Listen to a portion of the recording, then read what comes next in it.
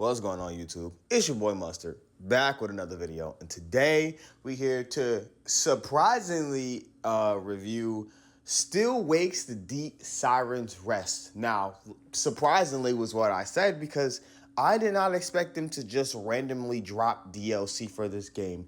It was like no announcements. They didn't really hype it up or nothing. They literally just dropped the DLC and said, here you go, which blew me away because for those who have been watching, I did do a review on this game like it's been about a good like 7 to 8 months, and it was a really good game. So y'all know I had to go check out the DLC. Now, before I get in here, I do want to start off by saying like I did notice that a lot of people was upset because the DLC was $13. Now, I'm gonna get back to you while it was $13 later on in the video. But anyways, this DLC legit just takes place, I think, like 10 to 11 years after the original game came out. And you're a woman diver and you have like, you have a dude with you, but like you pretty much have your own little crew or whatever. And your whole mission was to literally figure out what happened to the events of the original game. You had to find out what happened to that oil rig, what caused the events of that oil rig to fall. Because a decade has passed. People want to know what happened, which, to let you know, this game, I think the DLC takes place in like the 80s and the main game took place in like the 70s. So it's kind of like technology ain't really there like that. So like they wanted some evidence, they wanted pictures, they wanted to see if they could find like a disk drive or something like that, so they could have that's a piece of history. Pretty much, the oil rig became a piece of history. So pretty much you go down there and you open stuff to the oil rig, which, it was pretty nice to revisit this game after 7 months, I'll say that. But yeah, you pretty much go in there, you figure out how the people die, you see how they die, you take pictures and stuff like that. And then you start to understand that this wasn't just like a random, like something happened, something blew up and, the oil rig fell. It was more like remember I said that monster, that creature, he was still there. He was still there after this whole time. And she ended up understanding that, they got killed by a monster. He wasn't having it, which it was kind of crazy because the woman that you're playing as, you do actually end up figuring out later on in the game that it is actually the main character's daughter, Cass. Cass's daughter. Which threw me off by surprise because she actually wanted to know what happened to her father. Now, she kind of does because while you're in the game, you do find like air pockets within the oil rig, which it's crazy that there's air pockets that deep below. That's kind of insane. I didn't even think that was possible. Like if that's possible in real life, that's insane.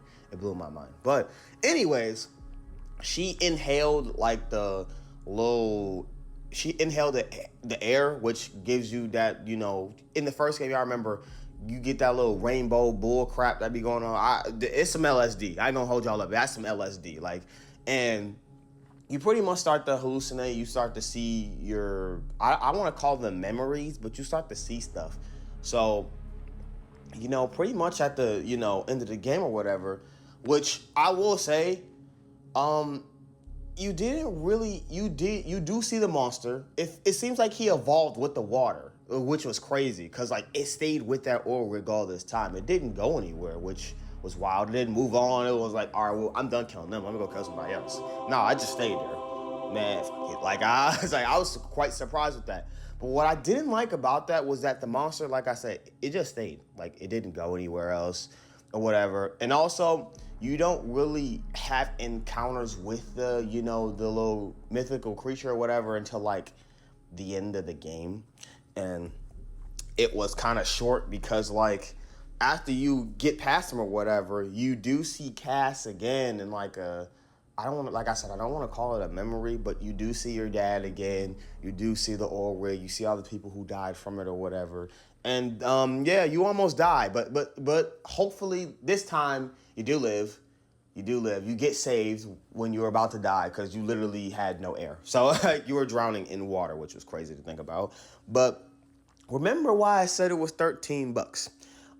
It's because people felt like they should have paid $13 because the DLC was only about like 2 hours. Like I beat it in about 2 hours. Like, I probably had like a stop or two, but yeah, it was about 2 hours. So it was really short. But what I will say was this DLC had really great storytelling. It really did its job with that. But I do feel like that they could have done more because even in the main game, it does say like Cass had like 3 daughters and they only really used 1.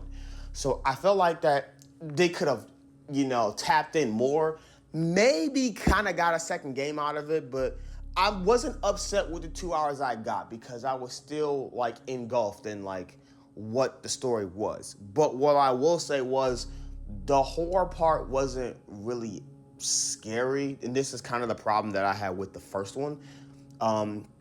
The main game just wasn't as scary. Was it fun? Yes. Did it have its horror moments? Yes. But in this one, it seems like that they only put like the last like 20 to 30 minutes in as horror and kind of called it a day, which was really upsetting. But like I said, the story really did great. So this one's gonna be a quickie, y'all. For my final verdict for this game, I'm gonna give it a 6.5 out of 10. Yes, like I said, the new system of it is definitely here, but like what made the first one great, of course, how long it was and like what you got to see and do, but there was like a lot more horror parts into the game. I felt like, I don't say like this one felt rushed, but I do felt like they could have done more with the story than just 2 hours. So with that being said, I thank y'all for watching, but until next time, y'all, peace out.